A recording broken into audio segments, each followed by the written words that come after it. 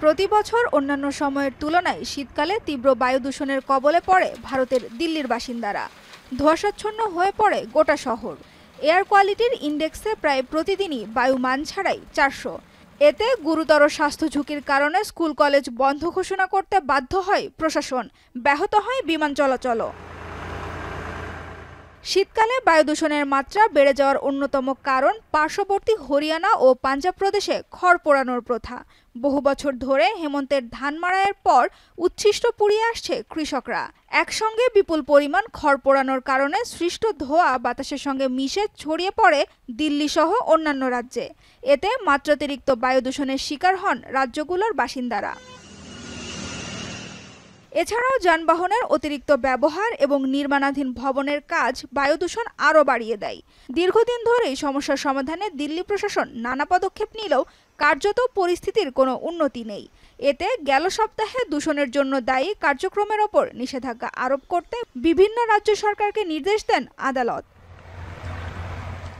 পাঞ্জাব এবং হরিয়ানা রাজ্যের কৃষকদের ওপর স্যাটেলাইটে নজর রাখা হচ্ছিল আগে থেকেই। নজরদারি এড়িয়ে কৃষকরা খড় পোড়াচ্ছেন কিনা তা খতিয়ে দেখতে এবং খড় পোড়ানোর উপর নিষেধাজ্ঞা আরোপ করতে রাজ্য সরকারকে প্রয়োজনীয় ব্যবস্থা নেওয়ার নির্দেশ দেন আদালত। তবে সপ্তাহ পার হতে না হতেই ওই সিদ্ধান্ত থেকে সরে এসেছে আদালত।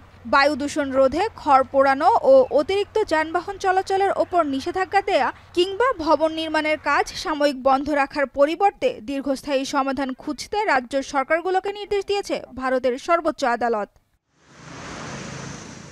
সুপ্রিম কোর্টের বিচারপতিদের বেঞ্চ বলছে, সাময়িক নিষেধাজ্ঞা বায়ু দূষণ কমাতে কার্যকরী কোনো ভূমিকা পালন করবে না, বরং এমন সিদ্ধান্তে কর্মহীন হয়ে পড়বে নির্মাণ কাজে জড়িত শ্রমিকেরা।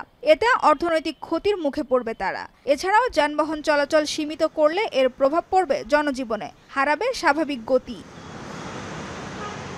এসব সমস্যা আমলে নিয়ে আগামী 19 নভেম্বরের মধ্যে বায়ু দূষণ ঠেকাতে দীর্ঘস্থায়ী পরিকল্পনা অবহিত করতে আদালতের পক্ষ থেকে নির্দেশনা দেওয়া হয়েছে। এর আগে গেল 11 নভেম্বর বায়ু দূষণ রোধে একটি বৈঠক করেন দেশটির কেন্দ্রীয় পরিবেশ মন্ত্রী। দূষণ রোধে প্রয়োজনীয় পদক্ষেপ নিতে সংশ্লিষ্ট প্রশাসনকে যথাযথ নির্দেশ দেওয়ার কথাও জানান তিনি। সানজিদা ইসলাম তন্নি, এখন বিশ্ব।